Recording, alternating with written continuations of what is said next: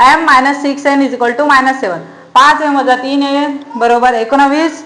m वजा 6n वजा बरोबर किती आहे वजा 7. आता आपल्याला इथं दोघांचे कोएफिशियंट सेम आहेत का?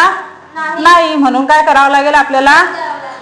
सर्वात आधी सेम करावं लागेल. त्याच्या आधी काय करायचं? इक्वेशन 1 ला काय मानू आपण? 1 आणि इक्वेशन 2 ला काय मानू? 2. आता इक्वेशन इथं जर सेम आणायचं आहे तर इथे काय करावं लागेल आपल्याला? इक्वेशन 2 ला काय करावं लागेल? 5 ने गुणावं लागेल. मग मल्टिप्लाइंग इक्वेशन 2 बाय 5 म्हणजे इक्वेशन 2 ला आपण कितीने गुणलोय? समीकरण 2 ला कितीने गुणले? 5 ने गुणलेले आहे. आता 5 गुणिले m वजा 6 गुणिले m, चला वजा 6 गुणिले m गुणिले n बरोबर इकडे वजा 7 गुणिले सुद्धा 5. आता एकाला गुणलं तर पूर्ण इक्वेशनला 5 ने गुणलं. 5m मायनस 30 6 पंच 30 किती? 30 जसाचा तसा 7 5 35. काय आलं आपलं equation? 5m minus 30n is equal to 30. 5m वजा 30n बरोबर वजा 35. आता हे जे इक्वेशन आलं पहिले 1 2 तर आपण नाव दिलेले आहे म्हणून आपण याला इक्वेशन काय मानू? 3. काय मानू? इक्वेशन 3. आता आपल्याला काय करावं लागेल? इक्वेशन 3 आणि 1 यांचे काय करावं लागेल? सबट्रॅक्शन करावं लागेल. का? कारण साइन काय आहे? सेम आहे. जेव्हा साइन सेम असतात तेव्हा काय होते? सबट्रॅक्शन. आता इकडे लक्ष द्या. मग आता चला सबट्रॅक्ट म्हणजे वजा करून इक्वेशन 1 फ्रॉम 3. इक्वेशन 1. आता इकडे सांगा इक्वेशन 1 फ्रॉम 3 येईल की 3 फ्रॉम 1 येईल? का? हे इक्वेशन मोठं आहे का वरचं इक्वेशन मोठं आहे? खालचं इक्वेशन मोठं आहे. कोणाकोणाला वाटतं खालचं इक्वेशन मोठं आहे? वजा 35 हे 19 पेक्षा कोणाला वाटतं मोठे आहे? वजा 35 हे कोणाला वाटतं 19 पेक्षा मोठे? कधीही जो मायनस नंबर असतो तो काय असतो? छोटा असतो प्लस नंबर पेक्षा. कितीही मोठा असो. इथे 1000 जरी असते आणि त्याला जर मायनसचं साइन आहे तर तो नंबर काय आहे? छोटा नंबर आहे पॉझिटिव्ह नंबर पेक्षा. मग हे इक्वेशन काय आहे? मोठं आहे म्हणून याच्यामधून हे काय होतील? वजा होतील. चला 5m चला इक्वेशन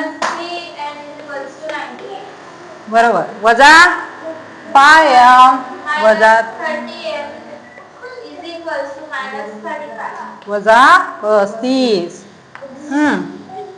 सेम साइन आहे म्हणून वजा बाकी.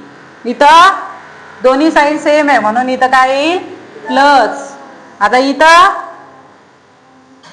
काय आहे? एक प्लस आहे एक मायनस आहे मग काय होईल? काय होईल? काय होईल? बरोबर पा काय होईल?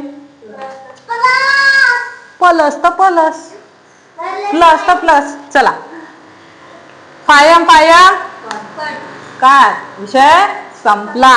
आता इथं काय राहिलं? इथं 30 काय आहे? प्लस आहे आणि 3 काय केलं याच्यातनं मायनस करावं लागतील. आता मी असं घेतलं अधिक 30n वजा काय झालं 3. उत्तर काय येईल तुमचं? 27. प्लस येतील की मायनस येतील? काय येतील? प्लस. मग इथं काय आलं? 27n. आता या दोघांची काय करावं लागेल? ऍडिशन. काय करावं लागेल? इथं काय आहे? ऍडिशन. आता इथं काय करायचं? n ची व्हॅल्यू काढायची. मग काय करावं लागेल? 54 डिवाइड बाय 27. 27 वजा 7 येतो का टेबल? येतो ना? नाही आला ना? 7 दुने 14 2 दोन्ही 4 आणि हे 5 समजलं. म्हणून इथं काय आलं? 2. n ची व्हॅल्यू किती आली? 2. आता n किती आली? 2. किती आली आहे? 2. आता n ची किंमत मिळाली तुम्हाला. आता कशाची किंमत काढावी लागेल? m ची. कशाची? m ची. मग आता m ची किंमत काढण्यासाठी इक्वेशन नंबर 2 काय करायचं? त्याच्यामध्ये व्हॅल्यू मग put n is equal to 2 in equation 2. आपल्याकडे माहिती. चला जिथं जिथं n आहे तिथे तिथे किती टाकायचंय? 2. किती? 2. सेल्फी काढताना येतो ना तो 2.